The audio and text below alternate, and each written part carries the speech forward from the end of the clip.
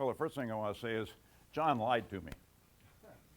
He told me there's going to be a little group on safety stand-down day and, be 10, 15 people. He didn't tell me he was going to have a room full. So anyway. What's with that? And when Jay was talking this morning, he brought back some memories when we talk about bad parts. I was here at Bell as Chief of Civil Certification for 20-some years and was part of the AIA, Aerospace Industries Association organization. I was head of the Rotorcraft Committee. I was also head of the Unapproved Parts Committee at AIA. And when 60 Minutes came down to Bell Helicopter on a Monday and asked about unapproved parts, Bell had been at the forefront of fighting for recognition of unapproved parts. And that created the AIA, Airline Transport Association Joint Task Force on Unapproved Parts, which I co-chaired. And that which then had the FAA generate an unapproved parts organization where you reported them into that organization, and 60 Minutes did their 15-minute presentation after they came down and filmed us here at Bell. And so it's brought back some memories today being here. So thank you for inviting me, and now we'll talk about a little bit about my brief moment with a legend. B-24s, we'll go back into a little bit of history here. B-24s were built here in Fort Worth. Many of you have been out there and been inside this plant. This is the one out at Lockheed now, Lockheed Martin. I was in a briefing the other day, and they tell me that they went in there on the F-35 production, and they have totally torn out the entire inside of that building and refloored it, put in a whole new assembly line, and that still the same old building on the outside, but everything on the inside is now new for the F-35. B-24s were built at 5 locations: San Diego, Fort Worth, Dallas, Tulsa, and Willow Run. The B-24 was the most produced U.S. aircraft in World War II, about 18,500 roughly. That's a lot of production. Willow Run. I don't know whether many of you know about Willow Run, but Willow Run produced over 70% of the B-24s that were produced in World War II. This was a follow-on to the B-17. They needed more bombing capability and certainly more aircraft. So this was the follow-on. The Lady Be Good was produced in San Diego and then ferried via Brazil, Africa, and then up to Cairo, and then to a little air base, an Army airfield at Saluk, which is just south of Benghazi. Now, one of the things I thought I would have to do on this, of course, was give you a geography lesson. But with what's happened in the last several months, you all know where Benghazi is and Libya.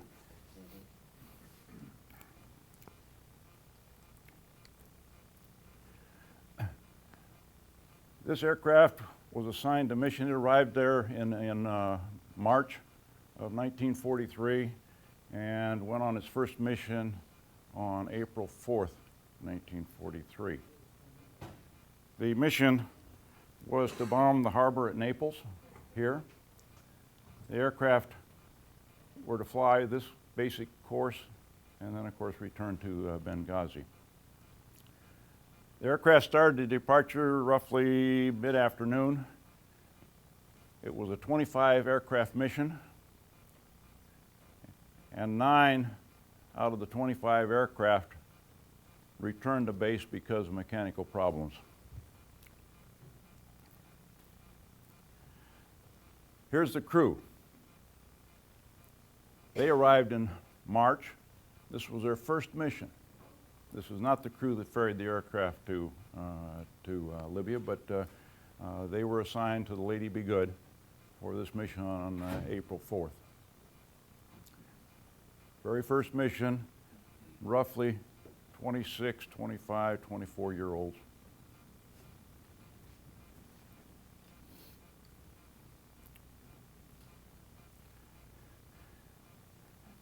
Somebody said that there was a sandstorm out in West Texas, or that last day or two.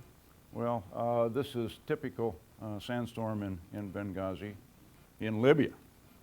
We used to call them Ghiblis. We go for 3, 5, 7 days at a time. We were doing mapping there. That's what I was doing, and went through a number of these. Extremely difficult on the aircraft. I mentioned that 9 returned. Just to give you an example of what this stuff does, we were flying the old Hiller 12Bs, and that was the old Franklin engine. Our TBO on the engine was roughly about 25 hours. We had a tech rep from Hiller. He carried tail rotor pitch change links in his pocket. We went through those just out of sight. So having 9 of the 25 aircraft return because of mechanical problems doesn't surprise me. Now, Bell has done wonders in that. The Cobra availability and the OH-58 availability in Iraq and Afghanistan is outstanding as compared to some of the other aircraft. They flew the mission.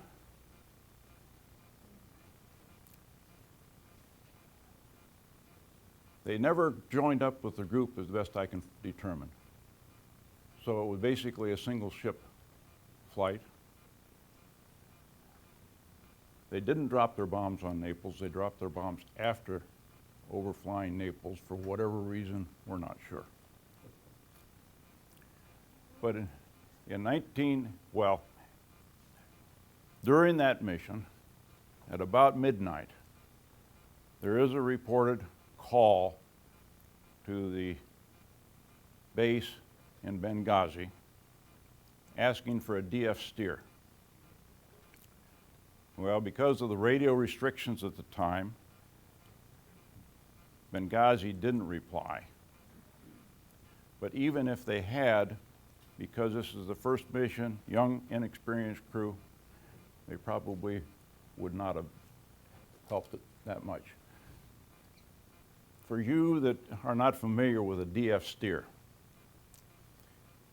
the aircraft transmitted, and in the tower, they had a radar screen, and it would have a line on it. On a DF steer, there was what was called 180-degree ambiguity. When that line was on the screen, assuming that the station was in the middle, the aircraft was transmitting, they were somewhere along that line. But you never knew whether they were north or south of the station or on one side or the other. So the method that was used in those days was you'd do a right turn or a left turn, you'd fly for so many minutes, and then you'd transmit again. And because the crew knew what direction they turned and then transmitted and got a new bearing, then they knew whether they were one side or the other of the station. Because that never happened, these fellows never knew exactly where they were. It was night. This was about midnight.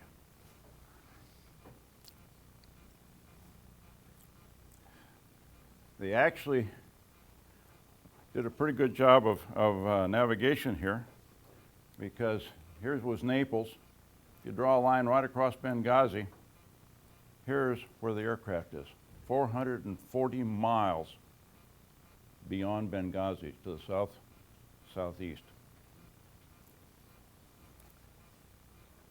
Why didn't they do something different? We don't know. There was no navigation log entries, to the best of my knowledge, from the time they turned back toward Benghazi. Remember, we're at night, we're over the Mediterranean. Here in Corsica was German territory. They were listening on the radio, of course, so you didn't transmit because you didn't want to draw fighters. I can tell you that Libya at night is dark. There's absolutely no way of telling whether you're over the sea or over the desert. We used to put a 60-watt light bulb up on top of a small antenna pole. That's how we'd find the campsites at night.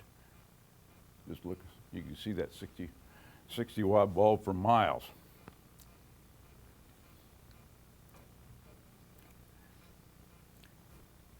The oil companies found Lady Be Good on some overflights in 1958, and they reported it back on 2 occasions, but nothing was done. It wasn't until the company came over the site and pinpointed it. I believe maybe somebody had been on the ground and either had gotten the tail number on the aircraft or something out of the logbook. They came back to Benghazi and they notified the base commander at Wheelers Air Force Base. And that began the Operation Climax, which was to recover and investigate the particular aircraft. The Air Force sent a SAR aircraft, search and rescue, down to the given location, located the B-24, took a sunshot to exactly identify the location, and then the planning began for a flight down there. The Air Force decided they want to take a C-47 down there. You all know it as the Goonie Bird. Airlines used it. It was one of the leading aircraft of early commercial air traffic. They had one problem. They didn't know what this was like down here, other than what you could see from the air. Us guys who were mapping all along this area were asked to go in and determine whether or not this landing area here would be suitable for a C-47. Well, I ended up with the mission.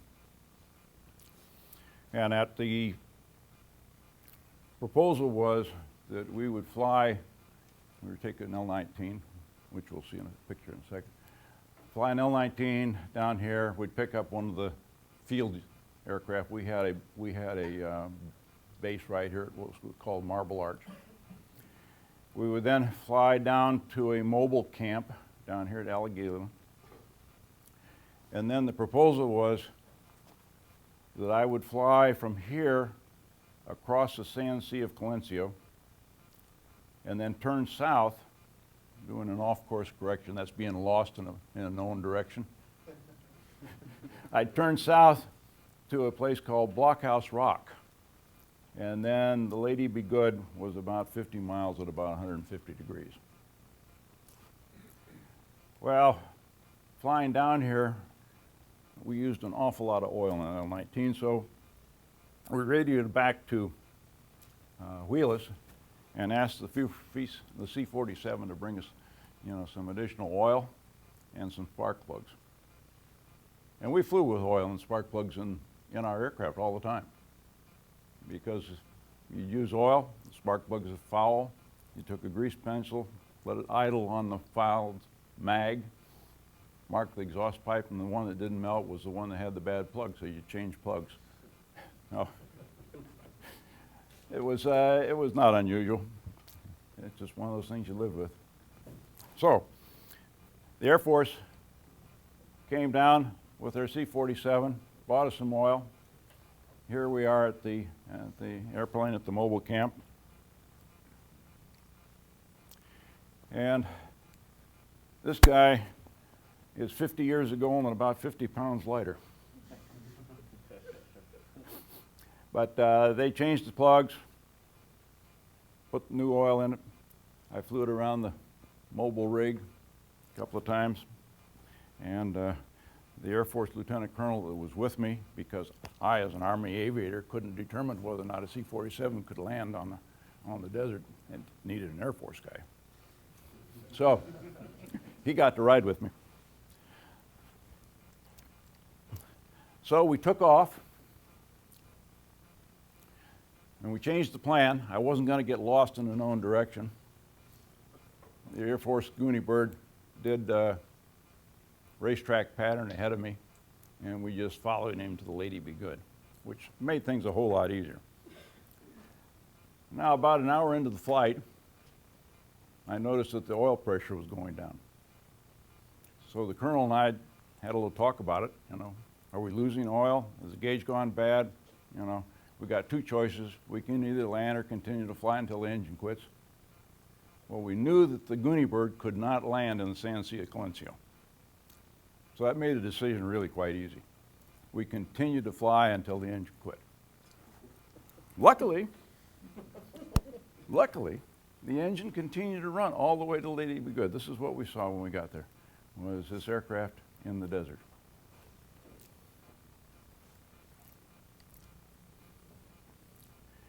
Now here's some pictures around the aircraft. You'll notice that this engine was torn off, indicate that there was power on that engine when it landed. Here you can see that the propellers on these engines are feathered.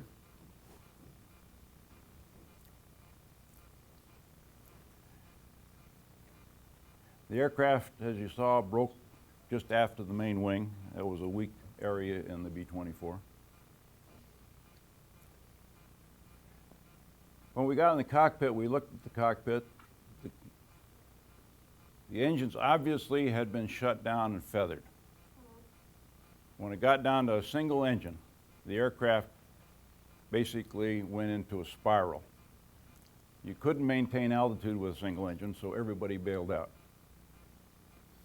And the aircraft simply landed out there on the desert all by itself. You can see here how the wind and sand had eroded the plexiglass.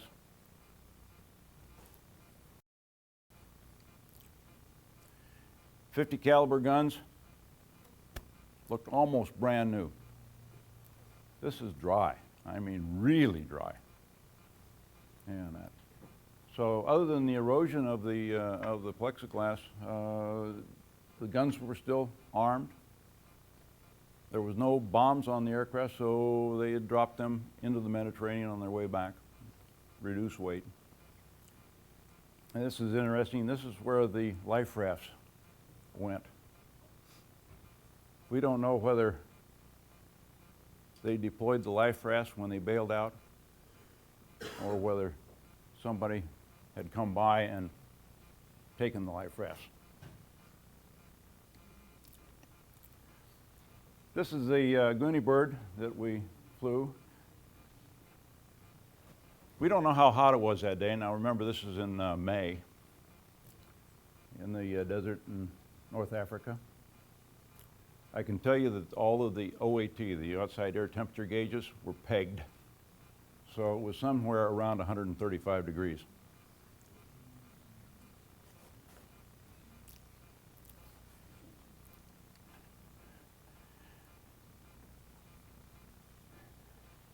Because my aircraft really wasn't flyable, we took a few parts off and put them on the Goonie Bird to take back. And we left my trusty airplane, or my steed, there. And look at here, you can see the black underneath from oil, from the exhaust, burning oil. Not unusual. Well, obviously my commander wasn't very happy with me when I brought back some wings and didn't bring back the whole airplane. He sent me back.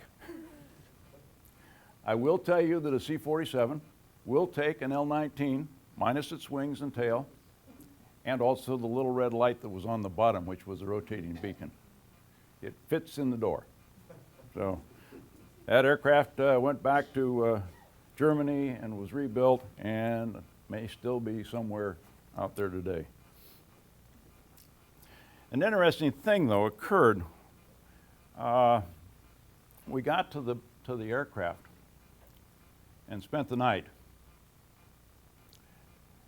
And we hadn't closed the flight plan because the high-frequency radio in the Goonie Bird had gone out. So after we had scrounged around the B-24, the radio operator on the Goonie Bird said, well, gee, that radio on that B-24 looks just like the radio in my airplane. So he pulled the radio out, shook the sand out of it, put it in this aircraft. They took off, they called Wheelus, and closed out our flight plan from the previous day. They were getting ready to do a search and rescue mission to find us because we obviously had crashed in the desert, hadn't closed the flight plan. And that. So, same radio, everything worked.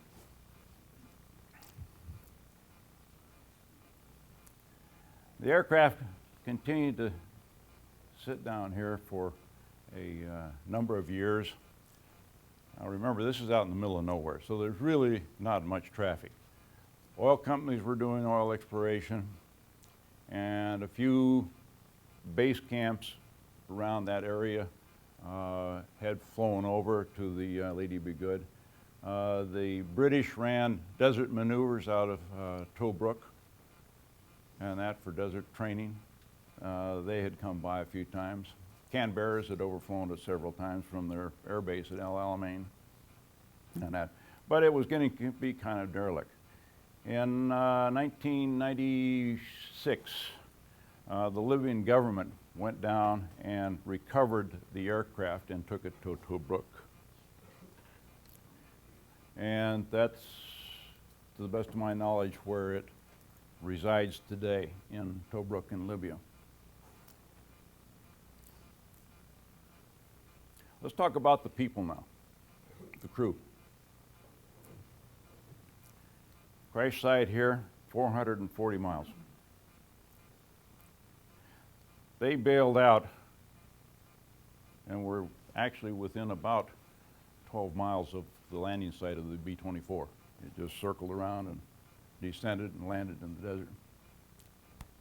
When they got together, they were short one individual.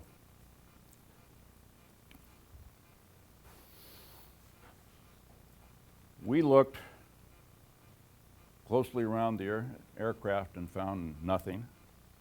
Subsequent to that, there was a mission out of Germany. Recovery of military remains is usually a function of the Quartermaster Corps of the U.S. Army, and that. So they put together, in conjunction with the Air Force, and flew down and brought in some helicopters, and they worked this area looking for I say survivors, but remains, to recover the bodies. They had no luck. Several months later,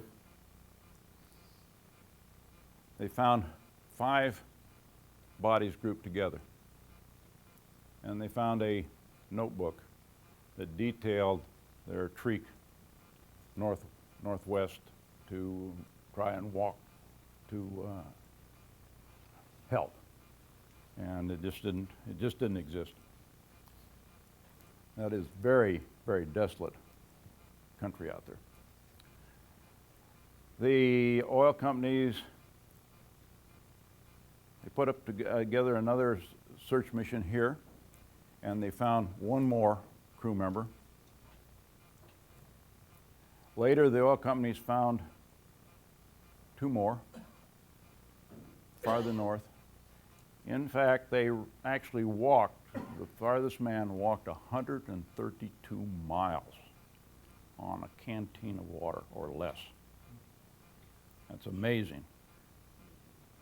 The desert survival people had estimated they wouldn't make 30 miles. So it counted for all but 2. Subsequent to that, oil companies just north of the Lady Be Good ran across another remains, and this was the bombardier who had a streaming chute, and never survived the bailout. Interestingly, back in 1951, I believe, the British ran a mission, desert training mission out of here, and they had run across a body.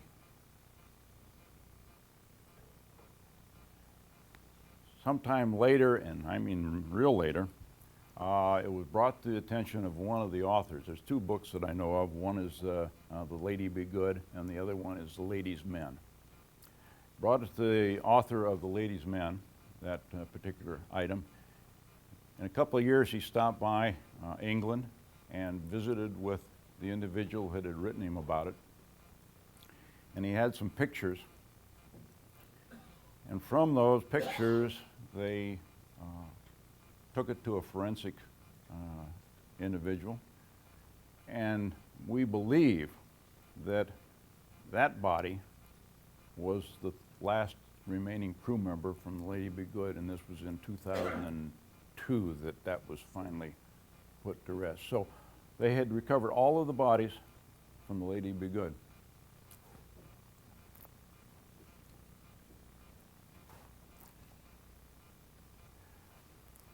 The unit at Wheels Air Force Base, the base unit, had, after we found the Lady Be Good, commissioned a window for the chapel at Wheels Air Force Base. And this was in respect to the people of the Lady Be Good. When Wheels closed in 1969, 70, whenever Gaddafi took over, I guess. They took the window and they donated it to the Air Force Museum at Wright Pat. So if you visit the Air Force Museum at Wright Pat, this window is there built into the building, along with some other stuff from the Lady Be Good. Now that's kind of the story of the Lady Be Good. Now we're going to talk about the rest of the story. Now we're going to get into the kind of Never Never Land. How many of you remember that old television show, the Twilight Zone by Rod Serling? Remember that? We're going to the Twilight Zone. Okay, remember the airplane, CH-47 or C-47. Wheelus was a gunnery range for European air forces to come down and train and practice their gunnery. You know, there's miles and miles of nothing out here. C-47 went to Wiesbaden to pick up some 20 millimeter gun barrels. On its way back, it overflew Malta, ran out of fuel, and crashed into the Mediterranean. 2 people were killed. That was the C-47 that had the radio from the Lady Be Good. Coincidence? Let's go on. Thanksgiving. There was a contingent of embassy people in Benghazi. So the Air Force, before Thanksgiving, was taking the supplies for Thanksgiving, their turkey dinners and all that good sort of stuff out here to Benghazi. It was a Charlie 54, 4-engine Air Force transport. Got out over the Gulf of Sirte, had a runaway propeller. And it doesn't fly too well on a runaway propeller. Big drag on that side. So in order to return, they dumped all the turkeys and everything into the Mediterranean and made it back to Wheelus. It had some equipment from the Lady Be Good on that aircraft. It had been taken off the aircraft in the desert, refurbished, and installed on the C-54.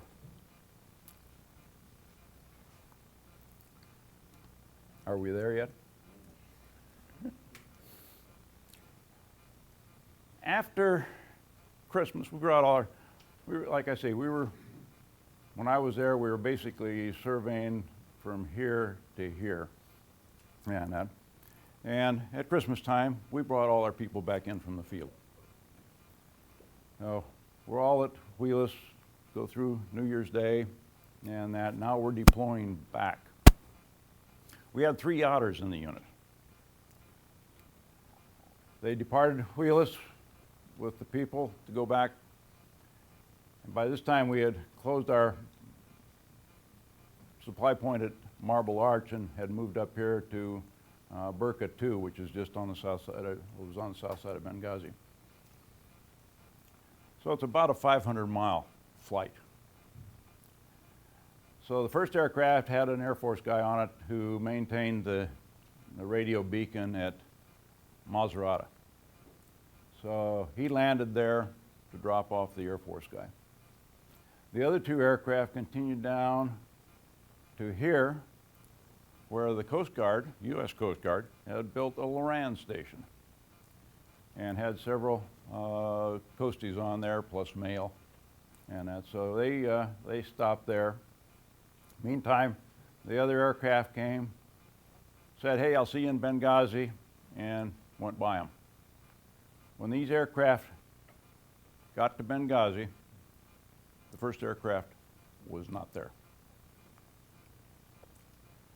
Well, that was long overdue. He was out of fuel by then. The next day, we flew down to Benghazi, the additional pilots, to put up a search and rescue type operation. The Air Force started covering the Gulf in this area. And that, I flew a low-level mission down here on a Beaver, looking for anything obvious on the coastline. Didn't see it. Later that day, I said, "Hey, Giff, take a helicopter. We're establishing right down here at El Aguila a little point where we would start out of and do a more concentrated search in this general area." Well, one of my friends had already been down there, so it was 2 helicopters and that. So I came down, just about here to where our little base was going to be, and I got a call from Tom. Tom said, "Hey, Giff, come on over to the coast." He says, "I got a couple of things I want you to look at." So I said, "Okay, let me drop my mechanic off in his toolbox," and that. So I dropped him off at the little campsite, flew over to the coast, landed next to Tom, and we walked down the street. We got this piece of aluminum and looked at it, and I said, "Well, that really looks to me like a piece of aluminum off a tow target." Now, a tow target is something you'd hang behind an airplane, and then the fighters come in and shoot at the tow target, gives them a moving target, practice their gunnery. He says, "Well, there's another piece up here on the beach a little bit farther." Walked up to that. That had a de Havilland part number on it. And I said, "It looks like it's a piece of flooring out of the de Havilland Otter." But I said, we won't be sure until we take the part number back. We'll call Wheelus, give them the part number, and they can look in the books and tell us whether or not that is part of the Otter. So we walked back to our helicopters, and I'm just getting ready to step into mine. Tom says, "Giff, come over here." And I walked over. He says, "What's this?" Sitting right next to the skid of Tom's helicopter was the armrest from the Lady Be Good. Now, why was that armrest in there? Our maintenance officer, when he'd gone down here, had taken the armrest out of the B-24, and because our Otters didn't have any armrests in it, and we were doing basically a 5-hour flight, he put armrests in the Otter Force, which was a big help. Well, instead of we had 3 Otters, so that was 6 armrests he needed to make. He made 5, and he used the Lady Be Good's armrest as the last armrest to be installed. Armrest from the Lady Be Good. Is that happenstance? Is there really something tied to this?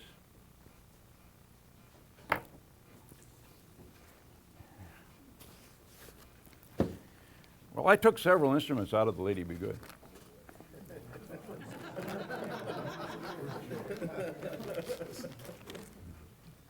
I sent all but one to the Smithsonian.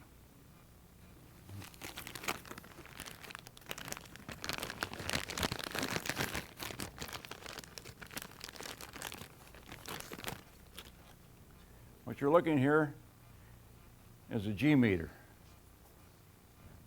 out of the Lady Be Good.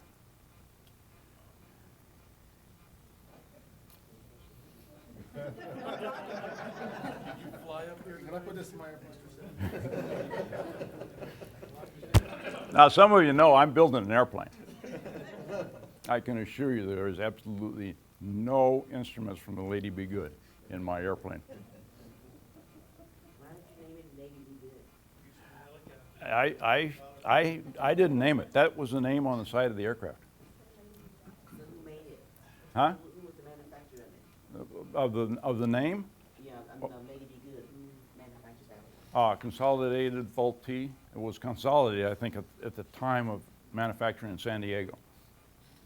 And that. But remember, this was World War II, and the administration had drafted some industry people and given them the job of increasing the production and establishing the production in the United States in anticipation that some way we were going to get into the war. And so Consolidated was the design and manufacturer of the aircraft originally, and then that was also reproduced here in Fort Worth, Dallas, Tulsa, and Willow Run. So that's, I think, what was the turning point of World War II, was the tremendous industrial capability we as a country put together. Overwhelmed the other forces. Well, that's my story, and I'm sticking to it. Now, I think it must be... Yes. Yes, it is that Yes, time? it is.